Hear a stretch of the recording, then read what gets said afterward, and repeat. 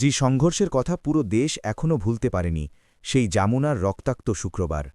সরকারি কর্মচারীদের দাবি ছিল একটি মাত্র, নবম বেতন স্কেল গেজেট আকারে জারি করতে হবে। কিন্তু প্রধান উপদেষ্টার বাসভবনের সামনে গিয়ে তারা পেলেন লাঠি, টিয়ারশেল আর ওয়াটার ক্যানন। আজ ১২ ফেব্রুয়ারি, বাংলাদেশের ১৩তম জাতীয় সংসদ নির্বাচন। কিন্তু পে স্কেলের যে প্রতিশ্রুতি তা আজও অধরা। এইমাত্র পাওয়া তথ্য বলছে, গত ৬ ফেব্রুয়ারি সকাল ১১টায় ঢাকার কেন্দ্রীয় শহীদ মিনারে জড়ো হয়েছিলেন দেশের বিভিন্ন প্রান্ত থেকে আসা হাজার হাজার সরকারি কর্মচারী।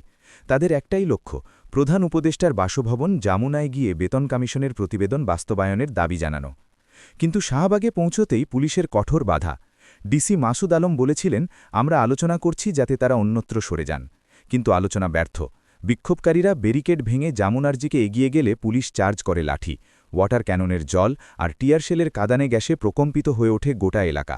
আহত হন কমপক্ষে ১৫ জন, কেউ কেউ গুরুতর আহত। এই নিউজটি কাজে লাগলে লাইক করুন। কিন্তু প্রশ্ন হল, এত রক্তক্ষরণের পরও কেন আজ ১২ ফেব্রুয়ারি পর্যন্ত গেজেট জারি হয়নি? কেন অন্তর্বর্তী সরকার মুখ ফিরিয়ে নিল? উত্তর লুকিয়ে আছে অর্থ উপদেষ্টার সেই বক্তব্যে।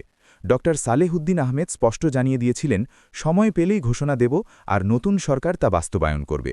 অর্থাৎ আজকের নির্বাচনের পর যেই সরকার আসবে তাদের ওপর ছেড়ে দেওয়া হলো এই সিদ্ধান্ত। অথচ বেতন কমিশনের চেয়ারম্যান জাকির আহমেদ খান গত ২১ জানুয়ারি প্রধান উপদেষ্টার হাতে প্রতিবেদন তুলে দিয়েছিলেন। সেখানে প্রস্তাব, সর্বনিম্ন বেসিক বেতন ৮,২৫০ থেকে বাড়িয়ে ২০,০০০ টাকা, সর্বোচ্চ বেসিক ৭৮,০০০ থেকে বাড়িয়ে ১,৬০,০০০ টাকা, সঙ্গে টিফিন ভাতা ২০০ থেকে বাড়িয়ে ১,০০০ টাকা, প্রতিবন্ধী সন্তানের জন্য ২,০০০ টাকা ভাতা, বৈশাখী ভাতা ২০ থেকে বাড়িয়ে ৫০%। কিন্তু এই প্রস্তাব বাস্তবায়নে সরকারের বছরে প্রয়োজন অতিরিক্ত ১,০৬,০০০ কোটি টাকা। এখন শুনুন আসল কথা। বাংলাদেশ ব্যাংকের গভর্নর ড আহসান এইচ মুনসুর বলেছেন, নির্বাচনের আগে নতুন পে স্কেল ঘোষণার কোনো সম্ভাবনা নেই, এটাই যুক্তিযুক্ত। আর টিআইবির ড ইফতেখারুজ্জামান সতর্ক করে বলেছেন, রাজস্ব সক্ষমতার মূল্যায়ন ছাড়া এত বড় বেতন বৃদ্ধি সাধারণ মানুষের উপর চাপ ফেলবে। ভিডিওটি শেয়ার করুন। কিন্তু সরকারি কর্মচারীরা কি তা মানছেন?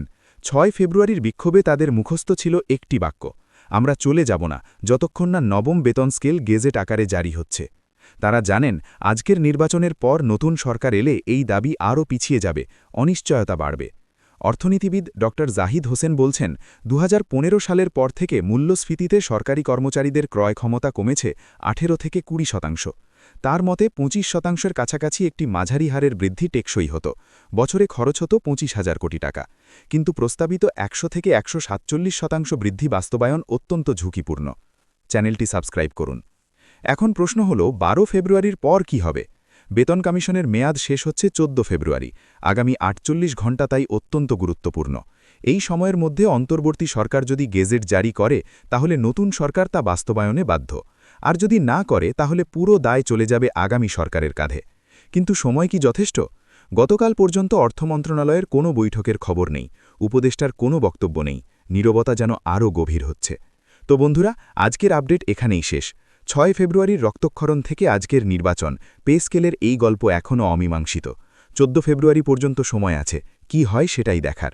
ভিডিওটি ভালো লাগলে লাইক করুন, শেয়ার করুন এবং সাবস্ক্রাইব করুন। কমেন্টে জানান আপনার মতামত। ধন্যবাদ।